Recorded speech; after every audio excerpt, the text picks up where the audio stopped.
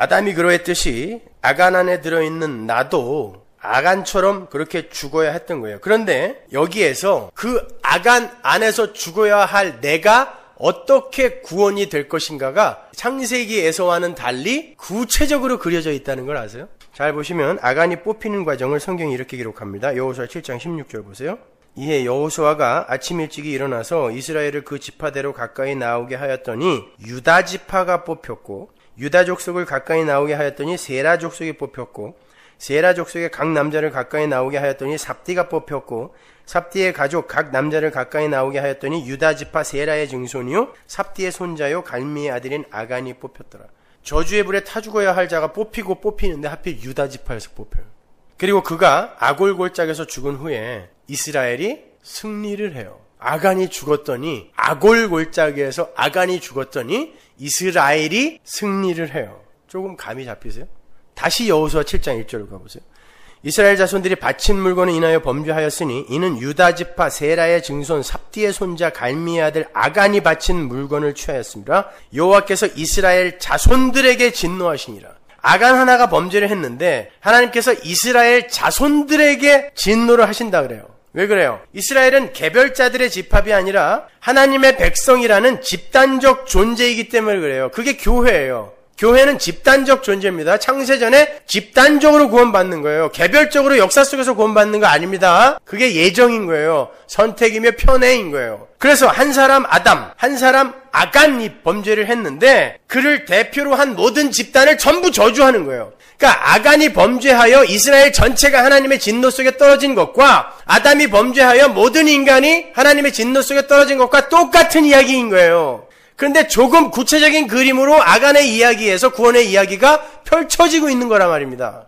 자, 그걸 로마서가 이렇게 설명하죠. 로마서 5장 19절. 한 사람의 순종치 아니함으로 아담, 아간이죠, 이게. 많은 사람이 죄인 된 것 같이. 맞죠? 한 사람의 순종하심으로 많은 사람이 의인이 되리라. 이 이야기 하고 싶은 거예요. 아이성 사건이. 한 사람 아간이 범죄를 했어요. 그래서 모든 이스라엘이 다 저주를 받게 됐어요. 그런데 그 아간이라는 사람이 죽자 이스라엘이 저주에서 풀려나는 거예요. 물론 아간은 자기의 죄 때문에 죽는 거예요. 아간은 이스라엘 중에서 뽑히고 뽑힌, 왜 그렇게 뽑히고 뽑히는 과정을 다 설명해 주냐면 죄인 중에 괴수라는 걸 설명해 주는 거예요. 뽑히고 뽑혀서 죄인으로 결정이 된 그가 죽어요. 죄인 중에 괴수가. 그런데 왜 그런 자가 죽었는데 이스라엘이 살아나게 되냔 말이에요. 왜 그런 그림을 보여주냔 말이에요. 아간이 예수를 모형하고 있다는 걸 힌트하는 거예요. 예수님은 죄인 중에서 뽑히고 또 뽑힌 죄인 중에 괴수인 우리를 위해 우리 대신 유다 지파에서 뽑히고 뽑혀서 죽는 거예요. 죄인들 중에 뽑히고 뽑혀서 뽑힌 죄인 중에 괴수가 여러분과 저라 말입니다. 아간이라 말입니다. 근데 그를 살리기 위해 유다 지파에서 예수가 뽑히고 뽑혀서 하나님의 아들이신 그분이 뽑혀서 가장 소중한 존재인 그분이 뽑혀서 죄인 중에 괴수인 나를 대신해 죽어버리는 거예요. 그리고 죽어야 할 아간인 내가 살아나는 거. 그게 아이성 사건인 거예요. 십자가의 구원. 그게 아이성 전투에 숨어있는 것입니다. 하나님 앞에서 하나님께 드릴 물건 탈취하면 벌 받는다가 아닌 거예요. 그러니까 11조 떼어먹지 마라 이거 아니란 말입니다. 예수 그리스도란 말입니다. 성경은 전체가 다.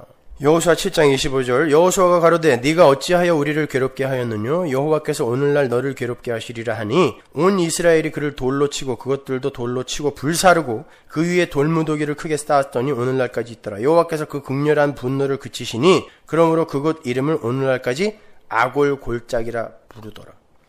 하나님 앞에서 완전히 드려져야 하는 자들이 선악과를 따먹고 자신이 선악 판단의 주체가 되어서 자기의 자존심과 가치와 영광을 챙기려 하는 그 상태가 이렇게 돌에 맞아 죽고 불에 살라져야 할 상태인 거예요. 그런데 유다 지파의 후손으로 오신 예수 그리스도께서 그 자리로 내려가셔서 우리에게 쏟아진 저주를 풀어버리신 거예요. 지나친 비약 아닙니까? 아니요. 그래서 제가 성경 구절을 늘 대드리잖아요.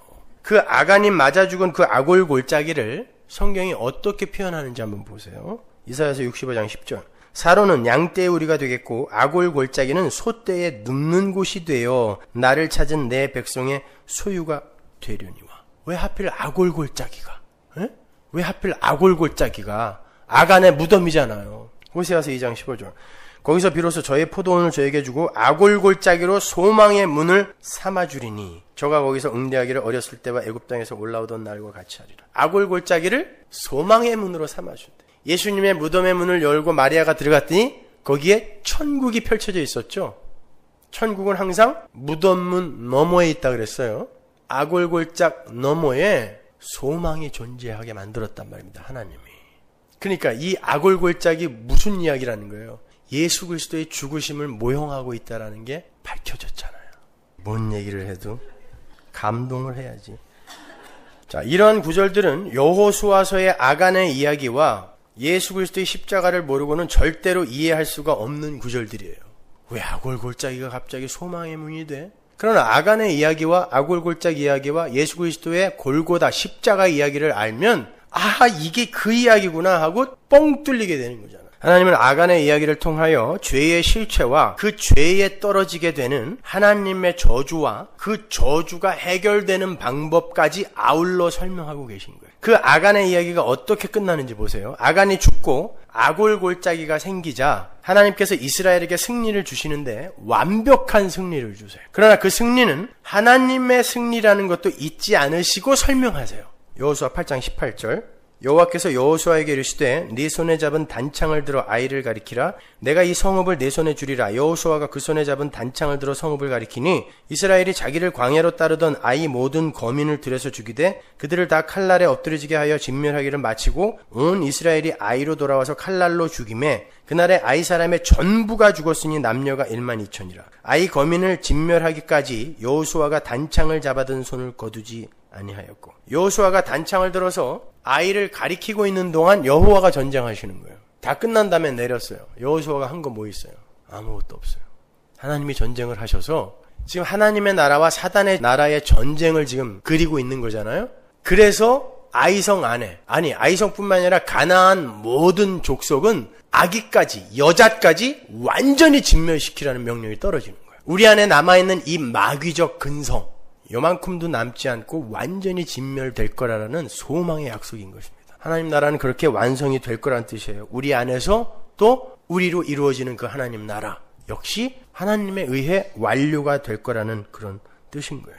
근데 그 승리의 현장에서 우리가 많이 보던 장면이 연출이 되죠. 여호수아 8장 28절 보세요. 이에 여호수아가 아이를 불살라 그곳으로 영원한 무더기를 만들었더니 오늘까지 황폐하였으며 여기 또 돌무덤이 하나 생겨요. 그가 또 아이 왕을 저녁 때까지 나무에 달았다가 해질 때에 명하여 그 시체를 나무에서 내려 그 성문 어귀에 던지고 그 위에 돌로 큰 무더기를 쌓았더니 그것이 오늘까지 있더라. 때에 여호수아가 이스라엘의 하나님 여호와를 위하여 에발산에 한 단을 쌓았으니 이는 여호와의 종 모세가 이스라엘 자손에게 명한 것과 모세의 율법책에 기록된 대로 철 연장으로 다듬지 아니한 새 돌로 만든 단이라 무리가 여호와께 번제와 화목제를 그 위에 드렸으며 철 연장으로 다듬지 않은 새돌이라는 건 인간의 노력과 열심이 가입되지 않은 하나님 것이란 뜻이에요. 거기에서 이제 여호수아가 제사를 지내게 되는데 그 위에 어떤 이야기가 그려져 있는지 보세요. 사단의 나라를 상징하는 그 아이성의 왕, 죄인 중에 괴수죠. 아이성의 왕이니까 세상 왕이 나무에 매달려요. 그리고 그 시체가 해질 때에 나무에서 내려져요. 어디서 봤어요? 예수 그리스도의 십자가 사건에서 보여진 사건과 똑같은 거예요. 그리고는 그 시체가 돌무덤에 갇혀요. 예수님도 돌무덤에 들어가십니다. 근데 예수님이 왜 나무에 달리셨죠? 갈라디아서에도 나오고 신명기에도 나오죠. 21장 보세요. 22절 사람이 만일 죽을 죄를 범함으로 내가 그를 죽여 나무 위에 달거든 그 시체를 나무 위에 밤새도록 두지 말고 당일에 장사하여 내 하나님 여호와께서 내게 기업으로 주시는 땅을 더럽히지 말라. 나무에 달린 자는 하나님께 저주를 받았습니다. 예수님은 저주받은 죄인 중에 괴수가 되셔서 나무에 달리신 거예요.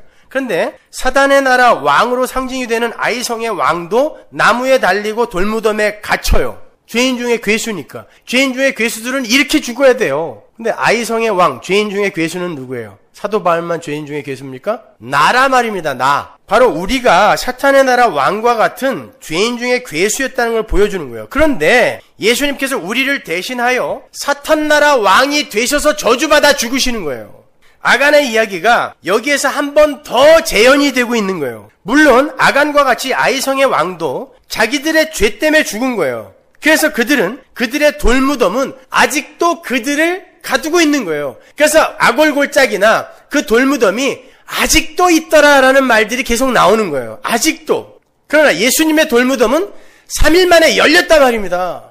그게 다른 거예요. 우리는 영원히 돌무덤에 갇혀서 아골골짜기에서 또 그 아이성의 왕의 무덤에서 그렇게 저주받은 존재로 영원히 살 뻔했는데 예수께서 나를 데리고 십자가에서 죽어주시고 사흘 만에 그 돌무덤에서 나를 품고 부활을 해버리셨단 말이에요.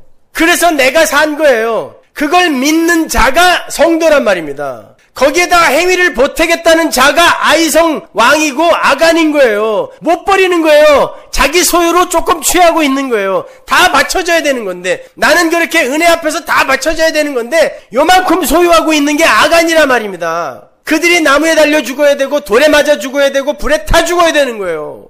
근데 예수가 대신 그 자리로 가시고 내가 살아났단 말이에요. 그것만 믿으면 돼요.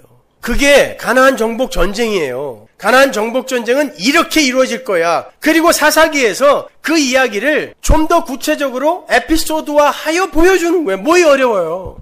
다 끝난 거지 이제. 우리는 그러한 복음과 복음의 현실, 은혜의 복음의 현실을 삶 속에서 매일매일 경험해야 돼요. 말씀을 통하여, 삶의 경험을 통하여. 다시 한번 로마서 5장 19절 외워야 돼. 이거는 볼까요? 한 사람의 순종치 아니함으로 많은 사람이 죄인 된 것 같이 한 사람의 순종하심으로 많은 사람이 의인이 되리라. 이것만 받아들이면 돼요. 이것만 믿으면 돼요. 그런데 유대주의나 율법주의나 인본주의, 알메니안주의는 자존심 상해서 이 은혜를 받아들이지 않아요. 그래서 우리는 이 세상 약속의 땅에서 우리는 왜 믿음으로만 구원을 받을 수밖에 없는가를 처절하게 삶으로 배우고 가야 되는 거예요. 그래서 아간의 범죄가 우리의 삶 속에서 들켜지기도 하고 아이 왕의 행사가 우리의 삶 속에서 나오기도 하는 거예요. 아이고 내가 아간 맞구나. 아이고 내가 죄인 중에 괴수 맞구나. 그때 어떻게 해야 돼요? 예수님 은혜 꼭 붙들어야죠. 그런데 자존심 상해서 그 예수님의 은혜 붙들지 않는 사람은 어떻게 돼요? 그게 오늘 본문에 나와요. 결론으로. 서론의 결론으로 볼까요? 7절 아도니 베섹이 가로되 옛적에 칠시왕이 그 수족의 엄지가락을 찍히고 내 상 아래서 먹을 것을 줍더니 하나님이 나의 행한 대로 내게 갚으심이로다. 무리가 그를 끌고 예루살렘에 이르렀더니 그가 거기서 죽었더라. 우리는 만약에 이 상황이 되면 어떻게 돼요?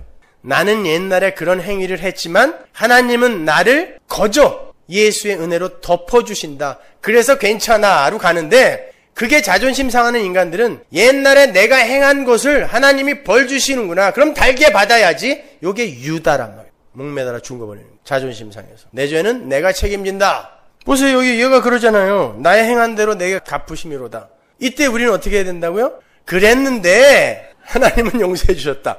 이게 얼마나 대박난 인생입니까? 이게 믿겨지는 게 얼마나 행복한 거예요.